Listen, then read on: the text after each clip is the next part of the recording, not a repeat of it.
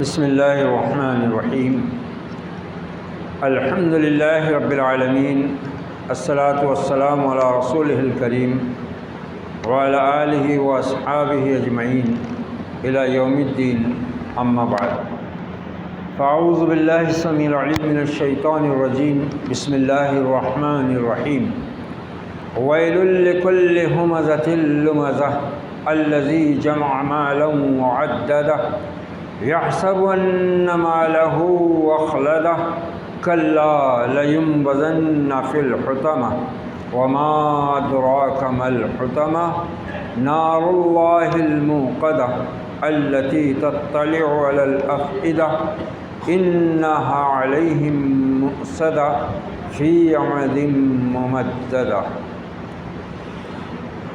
محترم خواتین حضرات، تعلیم القرآن کے سلسلے میں ماہ مبارک ہے۔ الحمدللہ ہم نے پہلے سورہ فاتحہ پر جہاں سے قرآن مجید کا آغاز ہوتا ہے اس پر گفتگو سنی، اس کی تلاوت کی سعادت حاصل کی، اور الحمدللہ کل آخر کی 10 صورتیں بھی اپنے اتمام کو پہنچی تھیں، جس میں ہم نے کل معوذتین پر گفتگو سنی تھی اور اس کی تلاوت کی سعادت حاصل کی تھی۔ اب آج جو سورہ فیل ہے اس سے اوپر ایک جو سورہ ہے سورۃ الہمزہ، یہ بھی مکی دور کی صورت ہے، اور اس میں چند انسانی اخلاق کی پستی کا ذکر کیا گیا ہے۔ اللہ تعالیٰ نے انسان کو اچھائی اور برائی کا الہام تو کر دیا، اور انسان کی فطرت میں اللہ نے یہ چیز رکھی ہے کہ ایک برے سے برا انسان بھی اچھائی کو پسند کرتا ہے، برائی کو پسند نہیں کرتا، حالانکہ وہ خود برا ہوتا ہے۔ یہ انسان کی فطرت میں رکھی ہوئی یہ چیز، کیونکہ انسان حق کی فطرت پر پیدا کیا گیا ہے۔ ہر پیدا ہونے والا بچہ فطرت اسلام پر ہوتا ہے، اور یہ پھر اس کے بعد اس کو جو ماحول ملتا ہے، جس ماحول میں وہ پرورش پاتا ہے، جس گھرانے میں وہ آنکھ کھولتا ہے، اس گھر کے اندر جو بھی زندگی گزارنے کا طریقہ راستہ وہ دیکھتا ہے اسی کو اپنا لیتا ہے۔ ورنہ پیدائشی طور سے ہر بچہ، کیونکہ پوری کائنات مسلم ہے نا، کل لہ قانتون، کائنات کی ہر چیز اسی کی فرما بردار ہے، اسی کے آگے سجدہ ریز ہے، اسی کی تسبیح اور پاکی بیان کر رہی ہے۔ یسبح للہ ما فی السماوات و ما فی الارض، اللہ کی تو پاکی بیان کرتی ہے ہر وہ چیز جو آسمانوں میں ہے، جو زمین میں، ہر چیز، چاہے اس کا تعلق جاندار سے ہو یا بے جان سے، ہر چیز اسی کی پاکی بیان کرتی ہے۔ تو اللہ تعالیٰ نے انسان کو حق کی فطرت پر پیدا کیا ہے، اس کی فطرت میں حق رکھا ہے۔ اب یہ ہوتا ہے کہ انسان ماحول کی وجہ سے یا اپنی غلط سوچ اور ٹیڑھی فکر کی وجہ سے، کج فکری کی وجہ سے شیطان کے ہتھے چڑھ جاتا ہے، جو اس کو گمراہی کے ہر راستے کی طرف کھینچتا رہتا ہے، اور اسی کو اللہ تعالیٰ نے دور کی گمراہی قرار دیا ہے۔ فی ضلال بعید، دور تک کھینچتے لے کے چلے جاتا، وہاں سے پھر پلٹنا انسان کے لیے ذرا مشکل ہو جاتا ہے، اور بسا اوقات اگر یہ دوری بہت زیادہ ہو جائے تو پھر قرآن مجید کہتا ہے کہ وہ ناممکن بھی ہو جاتا ہے، پھر مہر لگ جاتی ہے۔ اس لیے انسان کی اسی فطری بنیاد پر اللہ کے رسول اور ان پر نازل ہونے والی کتابیں انسانوں کو مخاطب کرتی ہیں، ان کی نیکی کو ابھارتی ہیں، ان کے اندر جو فطری سچائی اور اچھائی ہے اس کو مہمیز دیتی ہیں کہ انسان تو اللہ کی بہت اعلیٰ اشرف مخلوق ہے، تجھے علم سے بہرہ مند کیا گیا ہے، تجھے عقل کی قوتیں فراہم کی گئی ہیں، لہٰذا سوچ کہ تیرے لیے کون سا راستہ اچھا ہے، تیرے لیے کون سا عمل اچھا ہے، اور یہ دنیا اور اس دنیا کے اندر تیری آمد یہ بیکار اور ابس کام بھی نہیں ہے، کہ تو آیا، جیسے تیسے جو بھی زندگی گزارنے کا موقع ملا گزارا، مر گیا اور معاملہ ختم ہو گیا، نہیں، بلکہ تیرے یہاں آنے کا ایک عظیم مقصد ہے اور تیرے یہاں سے جانے کا ایک عظیم مقصد ہے۔ تیرے آنے کا مقصد یہاں اپنے رب کی اطاعت و بندگی ہے، اور تیرے یہاں سے جانے کا مقصد اس رب کے انعام سے بہرامند ہونا ہے اپنے ایمان اور عمل کے نتیجے میں۔ اس لیے تمام انبیاء اور رسول کی دعوت میں، اور اسی لیے ہم دیکھتے ہیں نا کہ بہت سے لوگ جو دھوکہ کھاتے ہیں نا کہ ارے سب دھرم سب دین ایک ہی ہے، اس کی وجہ کیا ہے؟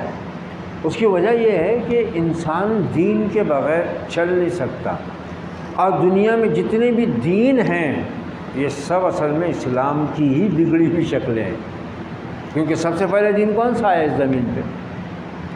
اسلام آیا۔ اللہ کے نبی آدم علیہ السلام پہلے انسان جو اس دنیا پہ بھیجے گئے، وہ اللہ کی طرف سے ہدایت کے ساتھ آئے نا، اللہ نے جہالت کے ساتھ نہیں بھیجا، شرک کے ساتھ نہیں بھیجا، صرف عقل کی بنیاد پر جینے کے لیے نہیں بھیجا، علم کی روشنی میں بھیجا، اپنی بندگی اور اپنی ہدایت کے راستے سے پوری طرح واقف کرا کے بھیجا۔ تو یہ جتنے بھی مذاہب ہیں یہ اصل میں اسلام ہی کی بگڑی ہوئی شکلیں، جیسے جیسے انبیاء اور رسول اللہ تعالیٰ فوراً مہینے 2 مہینے سال 2 سال میں نبی نہیں بھیجتا تھا نا، ایک نبی ایک رسول کو بھیجتا تھا، پھر اس نبی کے سچے پیروکار کی ایک جماعت بنتی تھی، پھر وہ لوگ برسوں تک اور صدیوں تک اس حق کو لے کر چلتے رہتے تھے، لوگوں کی اصلاح کرتے رہتے تھے، لوگوں کو اصل دین کی طرف بلاتے رہتے تھے۔ لیکن جب وہ بھی ایک لمبی مدت کے بعد ختم ہو جاتے اور ان کے اندر بھی کچھ بگاڑ فکری اور علمی اور عملی پیدا ہو جاتے، تو پھر اللہ تعالیٰ پھر دوسرا نبی بھیج کر پھر اصلاح کرتا تھا۔ تو اس طرح ہر نبی اور رسول نے جو دین پیش کیا وہ اسلام تھا۔ پھر اس کے بعد لوگوں میں بگاڑ پیدا ہوتا رہا، کیونکہ شیطان بھی تو اپنا کام کر رہا ہے نا، تو بگاڑ پیدا ہوتا تھا، دین کی شکل بگڑ جاتی تھی۔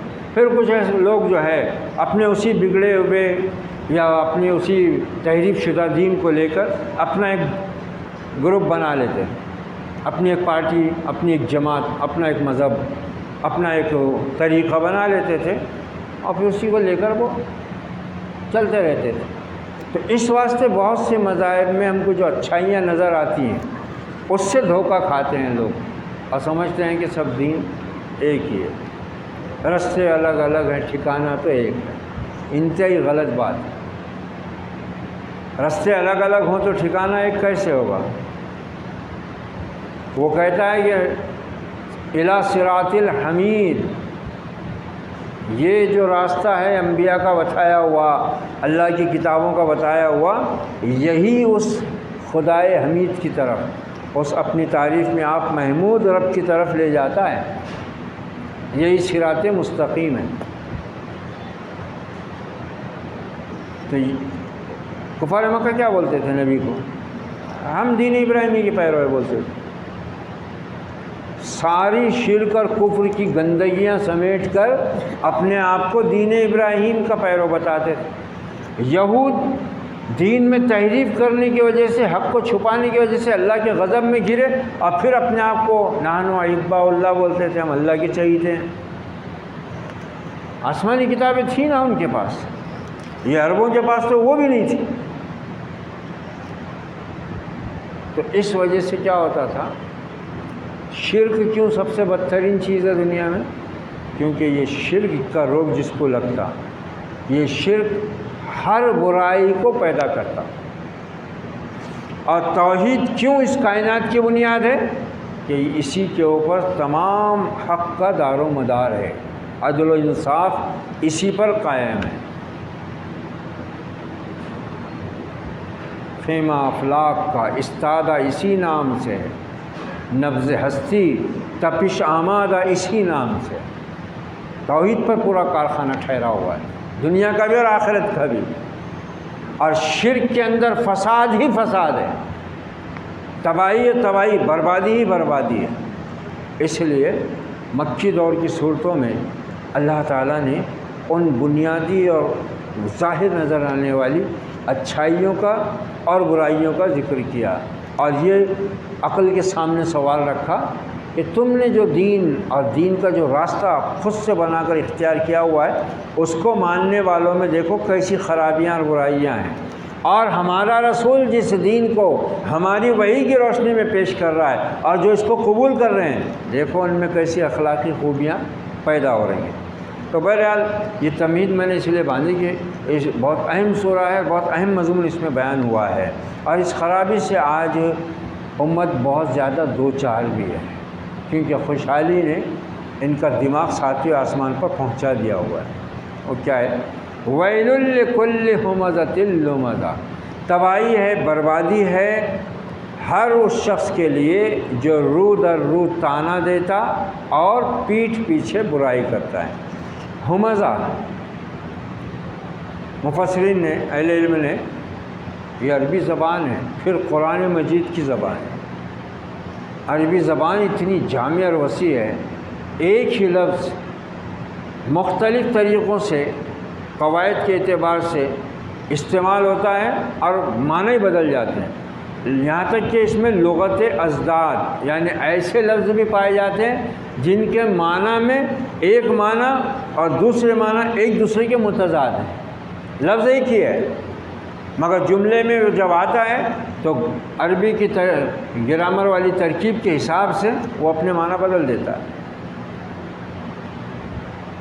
یہ بڑی وسیع، بڑی فصیح، بڑی بلیغ زبان ہے۔ پھر قرآن مجید نے جو زبان استعمال کی ہے اس کا تو پھر کہنا ہی کیا ہے، اس کے آگے تو گھٹنے ٹک گئے تھے ان کے، اس لیے تو قرآن چیلنج دیتا تھا ان کو، لاؤ اس جیسی ایک صورت بنا کے، قرآن تمہارے سب خطیبوں کو، شاعروں کو جمع کرو جن پر تمہیں فخر ہے، اور اس جیسی ایک صورت بنا کے لاؤ، ایک صورت۔ نہیں چیلنج قبول کرتا ہے، کہیں اللہ نے کہا 10 آیتیں لاؤ، کہیں کہا ایک صورت لاؤ، بار بار چیلنج دیا ہوا، ان کنتم فی ریب مما نزلنا علی عبدنا فاتوا بسورۃ من مثلہ وادعوا شہداءکم من دون اللہ ان کنتم صادقین۔ ہمارے بندے محمد صلی اللہ علیہ وسلم پر ہم یہ جو کلام نازل کر رہے ہیں، اگر تم کو اس میں شک ہے نا کہ یہ انسانی کلام ہے، اللہ کا کلام نہیں ہے، تو پھر اس جیسی ایک صورت بنا لاؤ نا، اور اللہ کے سوا جتنے تمہارے مددگار ہیں، معبود بنائے بیٹھے ہوئے، تم مشکل کشا اور کارساز بنائے ہوئے بیٹھے، ان سب کو بھی بلا لو، اللہ اس جیسی ایک صورت بنائیے۔ نہیں، آج تک چیلنج کا جواب نہیں دیا جا سکتا۔ یہ ایسی زبان، اور پھر یہ قرآن کی زبان۔ ویل تباہی ہے، ویل جہنم کے ایک گڑھے کا نام ہے۔ اب استعمال ایسا ہوتا ہے، یہاں دونوں معنی بھی فٹ ہوتے ہیں، رو در رو تانا دینے والے کے لیے، پیٹھ پیچھے برائی کرنے والے کے لیے تباہی ہے، رو در رو تانا دینے والے کے لیے، پیٹھ پیچھے برائی کرنے والے کے لیے جہنم کا ویل ہے۔ دونوں ایک ہی لفظ، معنی دونوں اس آیت کی مفہوم میں بیٹھ جا رہے ہیں۔ اب ہمزہ، بعض اہل علم کہتے ہیں کہ ہمزہ سے مراد وہ شخص ہے جو لوگوں کے بالکل رو در رو، آمنے سامنے لوگوں کی برائی بیان کرتا ہے، ان کو تانا دیتا ہے، اور لمزہ وہ شخص ہے جو پیٹھ پیچھے لوگوں کی برائی بیان کرتا ہے، یعنی غیبت کرتا ہے۔ عباس کہتے ہیں کہ ہمزہ کا مطلب ہوتا ہے وہ شخص جو آنکھ اور ہاتھ کے اشارے سے برائی کرتا ہے، کسی کی برائی بیان کرتا۔ کتنی اللہ تعالیٰ نے انسان کو اعضاء دیے ہیں، اور ان اعضاء میں کیسی اللہ تعالیٰ نے صلاحیتیں بھر دی ہوئی ہیں۔ آنکھ سے بھی برائی بیان ہوتی ہے نا کسی کی، آنکھ سے بھی برائی بیان ہوتی۔ 5-10 لوگ بیٹھے ہوئے ہیں، 5-10 عورتیں بیٹھی ہوئی ہیں، نکاح میں آئے ہوئے ہیں، ولیمے میں آئے ہوئے ہیں، اب کوئی آ گیا تو وہ بازو والا اس کو یہ برائی کرا، اس نے آنکھ سے اشارے کا مطلب جس کو کیا انہیں سمجھ گیا کہ انہیں اشارہ کس بات پہ کر رہا ہے، یا پھر ہاتھ کے اشارے چلتے ہیں۔ یہ ہے ہمزہ۔ اور لمزہ وہ شخص جو زبان سے کسی کی برائی کرتا ہے۔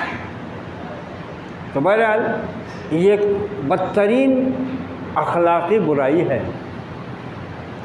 لوگوں کو منہ در منہ برائی کا طعنہ دینا، ان کو حقیر سمجھنا اور ان کے پیٹھ پیچھے پھر ان کی برائی بیان کرنا، چغل خور بھی اس میں شامل ہے۔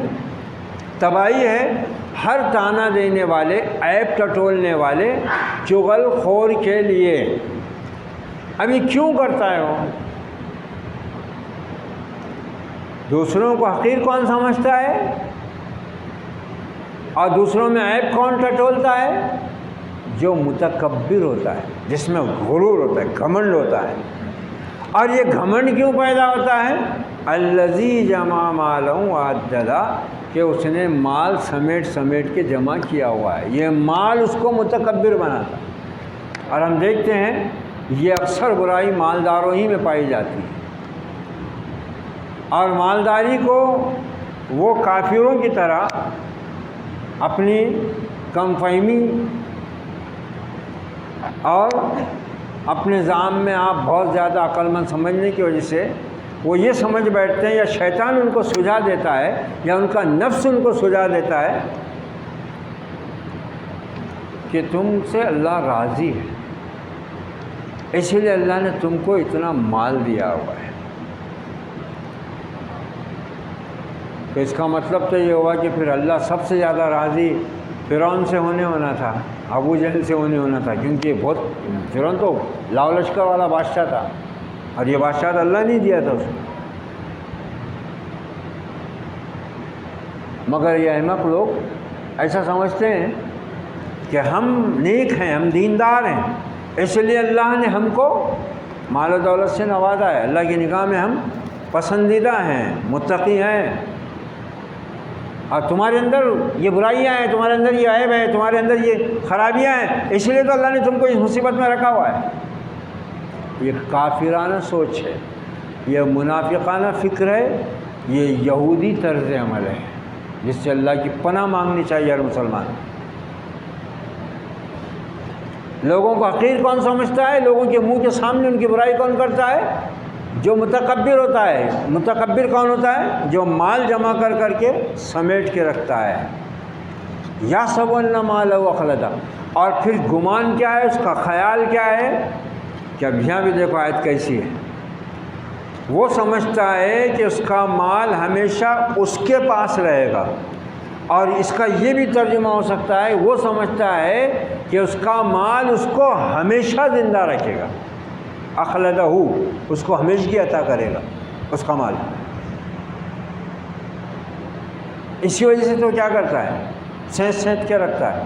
اچھا یہ ایسے مالدار بخیل یہ مال کو گن گن کے رکھتے، اس میں مزہ آتا ان کا دھندا ہی وہ رہتا، بس گنتے رہتے، خوش ہوتے رہتے، گنتے رہتے، مزہ لیتے رہتے، نہ خود اپنی ذات پہ خرچ کرتے برابر، نہ نیکی کے راستے میں دیتے، نہ اس مال میں جو اللہ نے حق رکھا ہوا ہے، حق معلوم للسائل والمحروم، ہر مومن کے مال میں اللہ نے مانگنے والے کا اور جن کو اللہ نے محروم رکھا ہے ان کا حق رکھا ہوا ہے۔ کوئی احسان نہیں کر رہا ہے کوئی کسی پہ، اگر کوئی زکوٰۃ نکال رہا ہے، صدقہ دے رہا ہے اور رشتہ داروں کو حق ادا کر رہا ہے اپنے مال میں سے، تو وہ ان پہ احسان نہیں کر رہا ہے، یہ تو اللہ نے اس کے مال میں حق رکھا ہوا ہی ہے ان کا۔ مگر یہ جو اس طرح کے لوگ ہوتے ہیں نا مالداری میں تکبر کا شکار ہونے والے، یہ اپنے رشتہ داروں کو کیا، دوسروں کو کیا، جن کے پاس مال و دولت کی کمی ہے یا جو اللہ تعالیٰ کی طرف سے محروم رکھے گئے ہیں، ان کو حقیر سمجھتے ہیں اور ان کو تانے دیتے رہتے ہیں۔ اگر ان کی مدد بھی کریں گے نا تو تانے دے کر کریں گے، اور اس میں بھی رشتہ داروں کی مدد نہیں کریں گے، یہ اس میں ہزار بہانے کریں گے، ہمارے رشتہ دار بہت خراب ہے، یہ مدد کے قابل ہی نہیں ہے، جبکہ اللہ تعالیٰ نے ایسی کوئی شرط کہیں نہیں لگائی ہوئی ہے کہ تمہارا رشتہ دار اگر صحیح ہے تو اس کی مدد کرو، بس حکم ہے کہ وآتی ذی القربی حقہ، رشتہ داروں کو ان کا حق دو بس۔ مگر عجیب حالت ہوتی ہے ایسے لوگوں کی جن کی ذہنیتیں بن جاتی ہیں، جن کی دماغوں میں تکبر بھر جاتا ہے اپنی مالداری کا، اور یہ خناس بھر جاتا ہے کہ ان کی مالداری ان کی نیکی کی وجہ سے ملی ہے۔ انتہائی غلط بات ہے، ہر آدمی کو اس سے اللہ کی پناہ مانگنی چاہیے۔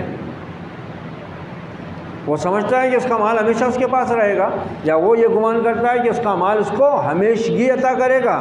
کلا لینبذن فی الحطمہ، ایسا کرنے والے یہ نہ سمجھیں کہ وہ ایسے ہی چھوٹ جائیں گے، ہرگز نہیں، وہ تو پھینکا جائے گا حطمہ میں۔ اور وہ حطمہ، وما ادراک ما الحطمہ، اور وہ حطمہ کیا ہے جانتے ہو؟ سوال ہوتا ہے اس لیے کہ انسان اس بات کی اہمیت کو پوری طرح سمجھنے کی کوشش کرے، اس بات کی سنگینی کو محسوس کرے، اس بات کی عظمت کو پہچانے۔ یہ سب اس کے پیش نظر ہوتا ہے، سوال اس لیے ہوتا ہے وما ادراک ما الحطمہ، پھینکا جائے گا وہ حطمہ میں، اور تم کیا جانو وہ حطمہ کیا ہے؟ حطمہ کا مطلب ہوتا ہے چکنا چور کر دینے والی، رون دینے والی جگہ۔ نار اللہ الموقدہ، وہ حطمہ اللہ کی بھڑکائی ہوئی آگ ہے۔ اب آگ تو اللہ ہی نے پیدا کی نا، دنیا میں بھی جو آگ ہم دیکھتے ہیں یہ اللہ کی پیدا کی ہوئی ہے، مگر اس کو بطور خاص کہا گیا ہے اللہ کی بھڑکائی ہوئی آگ۔ وہ آگ سمجھدار کتنی ہے، اس آگ میں صلاحیت کتنی ہے؟ التی تطلع علی الافئدہ، وہ دلوں کو جھانک لیتی ہے۔ کیا مطلب؟ دنیا کی آگ میں جل جائے کوئی تو چاہے وہ آگ دل تک نہ پہنچے، لیکن اگر اس کا جسم 70% تک جل گیا ہے تو وہ موت سے ہمکنار ہوئے بغیر نہیں رہتا، اور اگر وہ آگ دل تک پہنچی تو پھر فوراً مر جاتا۔ مگر یہ اللہ کی بھڑکائی بھی آگ ایسی ہے کہ سیدھی جسم میں سے صلاحیت کرتی بھی دل تک بھی پہنچتی ہے، مگر مرتا نہیں ہے آدمی۔ ثم لا يموت فیہا ولا یحییٰ، وہ آگ ایسی ہے کہ اس میں جلنے والا موت کی تمنا بھی کرے گا تو بھی موت نہیں آئے گی، اور یہ آگ اس کے دل تک پہنچ کر اس کو مزہ چکھائے گی۔ اعاذنا اللہ من، اللہ ہم سب کی اس بدترین آگ سے اور عذاب سے حفاظت فرمائے۔ اور وہ کس نتیجے میں؟ دیکھ لو ان اخلاقی خرابیوں کا نتیجہ کیا نکلنے والا ہے۔ التی تطلع علی الافئدہ انہا علیہم مؤصدہ، پھر اس کی سنگینی، اس کی شدت، اس کی سختی کو کیسے واضح کر رہا ہے اللہ تعالیٰ کہ ایسے ویسے مت سمجھو، یہ اللہ کی بھڑکائی بھی آگ ہے، دلوں تک جا پہنچے گی اور پھر ان پر یہ آگ بند کر دی جائے گی، یعنی ان کو اس چکنا چور کر دینے والی جگہ میں جہاں آگ ہی آگ ہے اور آگ کے لمبے لمبے ستون ہیں، فی امد ممددہ، ان میں ڈال کر ان جہنمیوں کو، ان اخلاقی برائیوں میں مبتلا انسانوں کو اس کی سزا یہ دی جائے گی کہ ان کو جہنم کی چکنا چور کر دینے والی حطمہ میں پھینک کر اوپر سے ان کو آگ میں بند کر دیا جائے گا۔ وما ہم عنہا بغائبین، وہ اس سے بھاگ کر کہیں جا ہی نہیں سکے۔ تو یہ سورہ مبارکہ بہت خطرے کا الارم بجا رہی ہے، خطرے کی گھنٹی بجا رہی ہے ایک مومن کے لیے جس کو اللہ سے ملنے کا یقین ہے کہ اگر اللہ نے مال و دولت سے نوازا ہے تو اس کی بنیاد پر اپنے کو بہت متقی اور پرہیزگار نہ سمجھیں، اور جن کو اللہ نے مال سے محروم رکھا ہے ان کو اللہ کے عذاب میں گرفتار نہ سمجھیں، ان کو حقیر نہ جانیں، ورنہ یہ بدترین اخلاقی برائیاں اس انجام سے دوچار کر دیں گی۔ اللہ ہر مسلمان کو اس بات کی سمجھ عطا فرمائے اور اس بدترین عذاب سے اللہ رب العزت ہر مومن اور مومنہ کو محفوظ و سلامت رکھے۔ آئیے سورہ مبارکہ کی تلاوت کر لیتے ہیں۔ اعوذ باللہ من الشیطان الرجیم، بسم اللہ الرحمن الرحیم، ویل لکل ہمزۃ لمزہ الذی جمع مالا وعددہ یحسب ان مالہ اخلدہ کلا لینبذن فی الحطمہ وما ادراک ما الحطمہ نار اللہ الموقدہ التي تطلع على الأفئدة إنها عليهم مؤصدة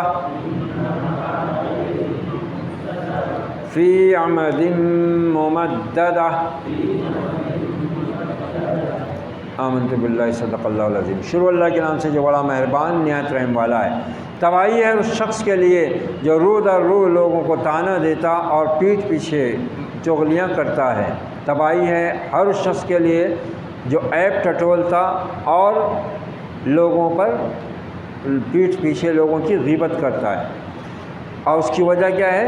الذی جمع مالا وعددا، جو جمع کرتا ہے مال اور اس کو گن گن کر سینت سینت کر رکھتا ہے۔ اس کا یہ مطلب نہیں ہے کہ مال جمع کرنا ہی کوئی گناہ ہے یا حرام ہے۔ یہ ایسے مالداروں کے لیے کہا جا رہا ہے جن کو اللہ نے مال دیا ہے، پھر اس مال میں سے نہ تو حق معلوم للسائل والمحروم کا حق ادا کرتے ہیں، نہ زکوٰۃ ادا کرتے ہیں، نہ صدقہ ادا کرتے ہیں، نہ مسافروں اور رشتہ داروں اور بے کس انسانوں کو اس مال سے تعاون پہنچاتے ہیں۔ ایسے مالداروں کے لیے تباہی ہے، ان کے اندر یہ اخلاقی خرابیاں پیدا ہوتی ہیں۔ اور اگر یہ تھوڑا بہت نیکی کا کام کر بھی لیں، زکوٰۃ وکات تھوڑی نکال کر بھی لیں، جیسے کہ مشرکین عرب بھی کرتے تھے، ان ساری خرابیوں کے ساتھ کیا کرتے تھے؟ وہ بھی حاجیوں کو پانی پلاتے تھے، کھانا کھلاتے تھے اور بہت سے انتظام اور انصرام کرتے تھے، مگر اس سے ان کے اندر وہ اخلاقی خوبی نہیں پیدا ہوئی، بلکہ یہ چیز ان کو الٹا تکبر کی طرف لے گئی۔ تو ایسی اگر کوئی مسلمان مومن مال دیا ہوا ہے مگر تھوڑا بہت خرچ کرتا ہے بڑی تنگ دلی سے، اور وہ بھی حقداروں کا حق نہیں پہنچاتا، تو اس کا مطلب ہے کہ اس کے اندر تکبر ہے اور وہ مال کو اپنی بڑائی کا ذریعہ سمجھ رہا ہے۔ یا سب ان مالہ اخلدا، وہ گمان کرتا ہے کہ اس کا مال ہمیشہ اس کے پاس رہے گا، یا وہ گمان کرتا ہے کہ اس کا مال اس کو ہمیشگی عطا کرے گا۔